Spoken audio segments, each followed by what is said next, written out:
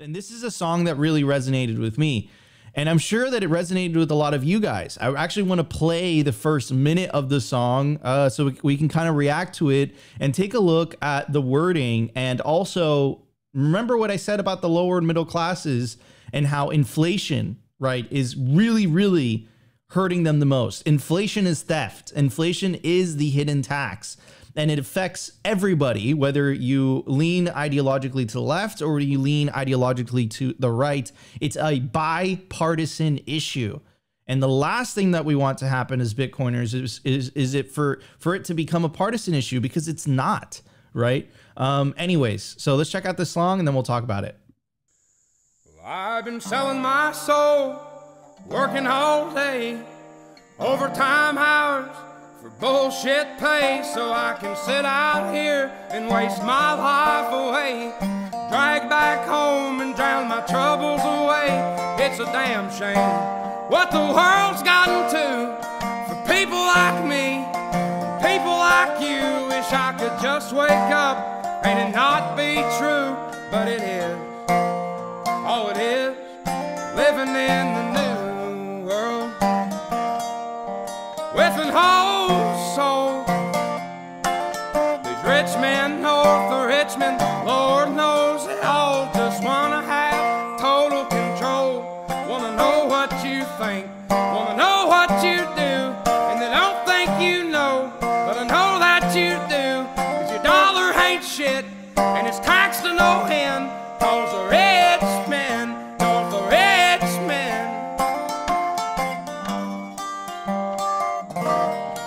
Awesome, man. It is an incredibly powerful song, And let's take a look at Google Maps. Let's take a look at what is north of Richmond, Virginia. And if we scroll up, it is the city of Washington, D.C. And he's talking about control. He's talking about the dollar ain't shit.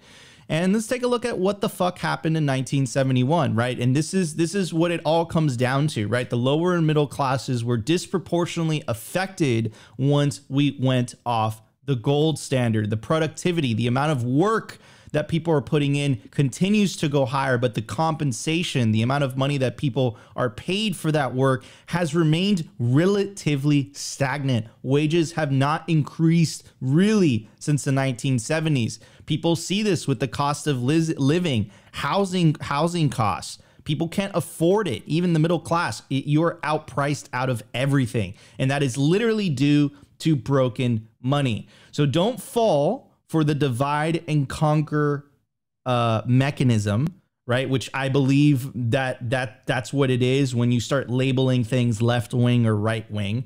Focus on the issue at hand. It is not left versus right. It is not red versus blue. It is the party of orange, the party of peace, prosperity, and freedom, which is a party of Bitcoin, versus the party of government money, the party of green, the party of slavery, the party of poverty, the party of central bank digital currencies, the party of fiat money, right? That is the battle at hand, right? And this is a metaphorical battle. This is a peaceful revolution. It is not a left and right issue. I can't emphasize that enough. Don't get distracted. Don't get lost in the sauce. Keep your eye on the target. But yeah, man, that song went absolutely viral. When I saw it on YouTube for the first time, it had 3.6 million views, has over 15 million views in less than 7 days.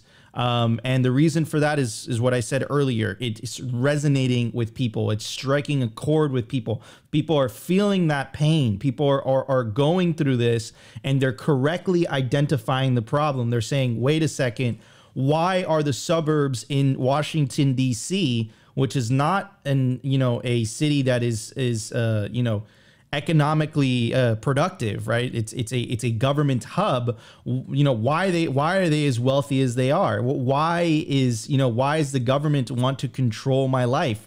Why do they want me using central bank digital currencies? Why are they trying to censor certain types of speech? That completely goes outside of the role of government, in my opinion, right? And I believe that what is the root cause of this, ever-growing government? What is the root cause of the endless wars? What is the root cause of this endless censorship? Well, what is the funding? The funding is the money printer. Without the money printer, they can't fund all of this stuff. The US government spends $1 trillion more than it collects in tax revenue year after year, even though it collects more tax revenue year after year. How are they able to afford all this spending? They have a money printer. And no human being should have the godly power to be able to print money for free that another human being has to spend time and effort to work for. So as a Bitcoiner, I'll tell you what I'm going to do. I refuse to work for a money that another man can create for free. And if that man says that they're part of the government, I don't care. No one fucking deserves that privilege. And in Bitcoin, no one has that privilege. If you want to make more Bitcoin, you have to buy it, you have to earn it, or you have to mine it, just like everybody else. The most equal, equitable money the world has ever seen. That is what we're asking for. That is what we're fighting for. Don't get distracted by the politics. Keep your eye on the ball, and that's how we're going to win. Anyways, Opti, what's your take on this, brother?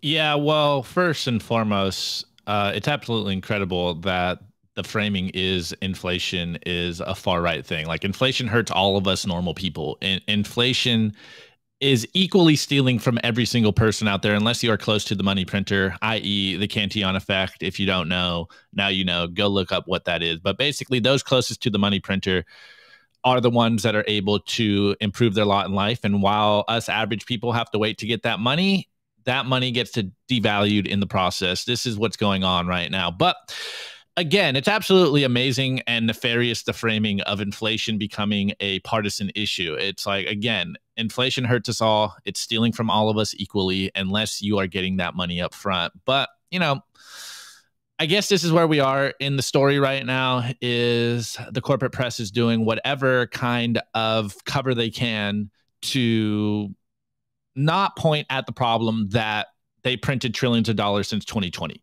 And, you know, we can, I'm not to get too conspiratorial, but we all know who's behind Wikipedia. So obviously I'm not surprised that this is coming from Wikipedia in the first place. But on a different point, I don't know if you saw these videos, Nico, maybe we'll play them on Numbers tomorrow, but there is some music on it.